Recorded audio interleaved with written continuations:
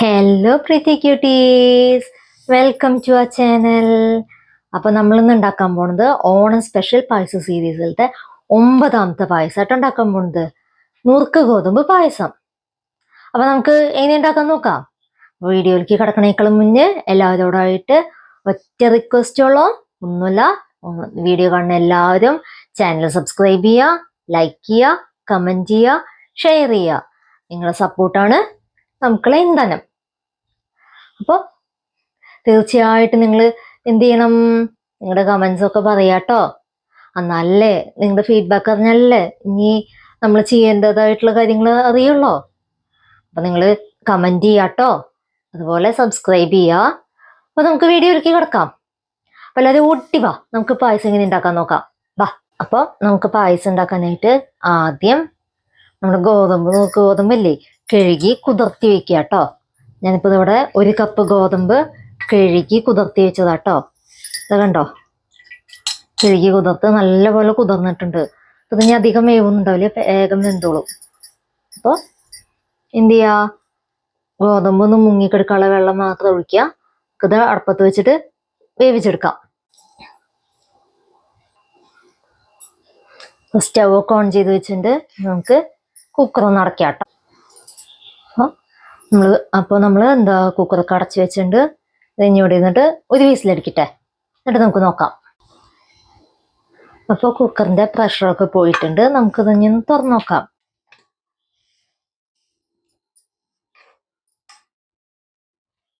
നോക്കിക്കേ, ഇത് കണ്ടോ, വേവ് കുറച്ചും കൂടി ആവുമെന്ന് എനിക്ക് തോന്നുന്നു. അപ്പോൾ ഞാൻ ഇതിലോട്ട് 1 ഗ്ലാസ് വെള്ളം കൂടിയും ചേർത്ത് കൊടുത്തിട്ട് ഒന്നും കൂടി വേവിക്കാൻ പോവാട്ടോ.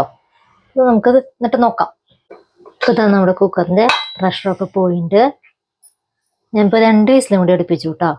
ഞങ്ങൾക്ക് നോക്കാം വേവ് എന്തായിന്ന്.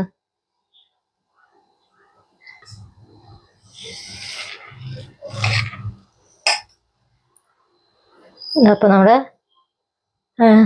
നുറുക്ക് ഗോതമ്പ് നല്ലോണം വെന്തുണ്ട്. ഇനി നമുക്കിതിലോട്ട് ശർക്കര നീര് ചേർത്ത് കൊടുക്കാം.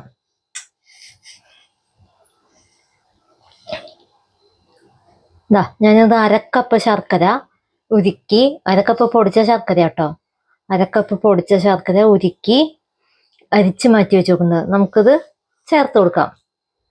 ഞാനിപ്പോൾ ഇതിൻ്റെ മുഴുവൻ ഇപ്പം ചേർക്കണില്ല, മധുരം എങ്ങനെയുണ്ടെന്ന് നോക്കിയിട്ട് ചേർക്കാമെന്ന് വെച്ചിട്ടോ. പിന്നെ ഒരു 3/4 ഭാഗത്തോളം ഇതിലോട്ട് ചേർത്ത് കൊടുക്കുന്നുണ്ട്. ഇനി നമുക്ക് ആവശ്യമുണ്ടെങ്കിൽ പിന്നെ ചേർക്കാം കേട്ടോ. ശർക്കര ചേർത്തിട്ട് ഇത് നല്ലവണ്ണം ഒന്ന് വഴറ്റിയെടുക്കാട്ടെ. ശർക്കര നീരിൽ ശർക്കരയും ഇത് ഗോതമ്പൊക്കെ ആയിട്ടൊന്ന് മിക്സായി കഴിയുമ്പോൾ നമുക്കിതിലോട്ട് കുറച്ച് നെയ്യ് ചേർത്ത് കൊടുക്കാം. ഇത് ഒന്നത് കിടന്നിട്ട് വഴഞ്ഞ് വരട്ടെ. നല്ലോണം മിക്സ് ചെയ്യാം കേട്ടോ.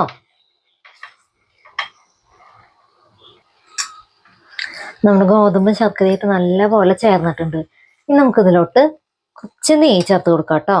ഞാനിപ്പോൾ ഇതിലോട്ട് 1 വലിയ സ്പൂൺ നിറച്ച് നെയ്യ് ചേർത്ത് കൊടുക്കാം കേട്ടോ. ഇനി നമുക്ക് ഈ നെയ്യ് ഇട്ട് ഒന്ന് മിക്സായിട്ട് വരട്ടെ. അതുവരെയ്ക്ക് നമുക്ക് ഇളക്കി കൊടുക്കാം.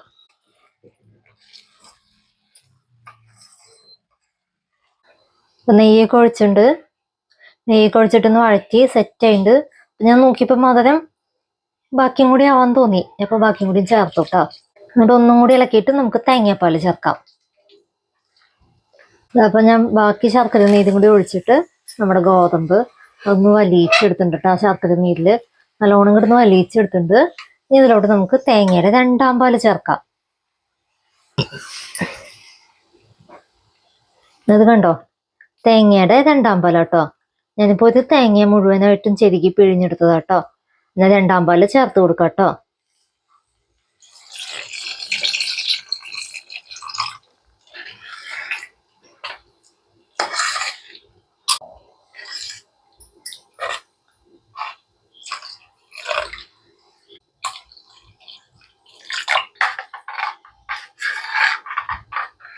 ഇപ്പം തേങ്ങയുടെ 2ാം പാല് ചേർത്തിട്ട് ഇനി നമുക്കിത് നല്ലപോലെ ഈ തേങ്ങാപ്പാലിൽ കിടന്ന് തിളച്ച് കുറുകി വരട്ടെ കേട്ടോ.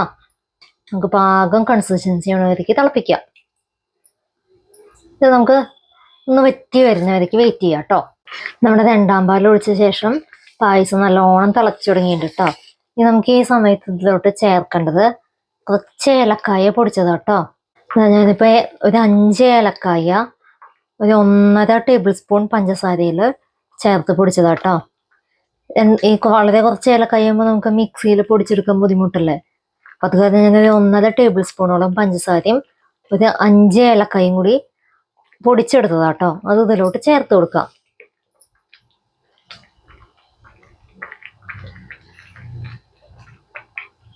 നമ്മുടെ ഏലക്കായൊക്കെ ഇതിൽ നല്ലപോലെ മിക്സ് ചെയ്തിട്ട് ഒന്നും കൂടി ഇതൊന്ന് തിളച്ച് കുറുകട്ടെ.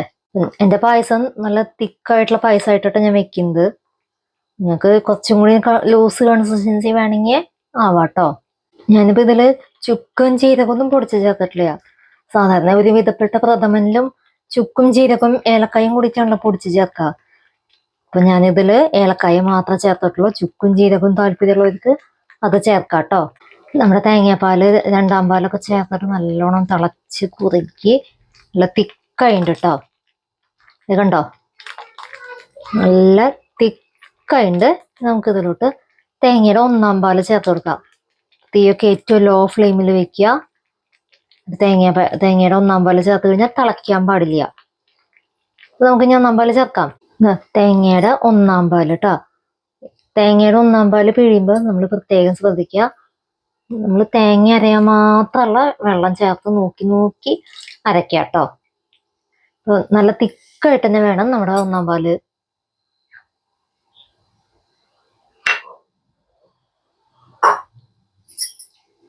ഇനി നമ്മൾ നന്നായിട്ട് ഇളക്കി കൊടുക്കാം കേട്ടോ. ഇനി നമ്മൾ തിളയ്ക്കാൻ അനുവദിക്കരുത്. തിള വരുമ്പോഴേക്കും നമ്മളിന്ന് നിർത്തണം. അപ്പൊ നമ്മൾ തിളയ്ക്കാണ്ടിരിക്കാനായിട്ട് കൈവിടാണ്ട് ഇങ്ങനെ ഇളക്കി കൊടുക്കാം കേട്ടോ. നമ്മുടെ പായസം റെഡി ആയിട്ട് കേട്ടോ. നമുക്കിത് സർവിങ് ബൗളിലോട്ട് മാറ്റാം. നോക്കിയേ നമ്മുടെ പായസം. ഇനി നമുക്കിതൊന്ന് ടേസ്റ്റ് ചെയ്ത് നോക്കാം കേട്ടോ.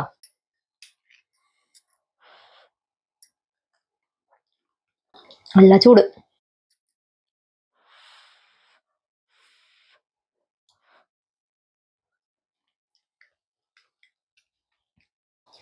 മൊത്തത്തിൽ കൊള്ളാട്ടോ. നല്ല തേങ്ങാപ്പാല് കൊണ്ട് തിക്കായിട്ടുള്ള നല്ല ടേസ്റ്റ് ഒക്കെ ഉണ്ട്. മധുരം കുറവാട്ടോ.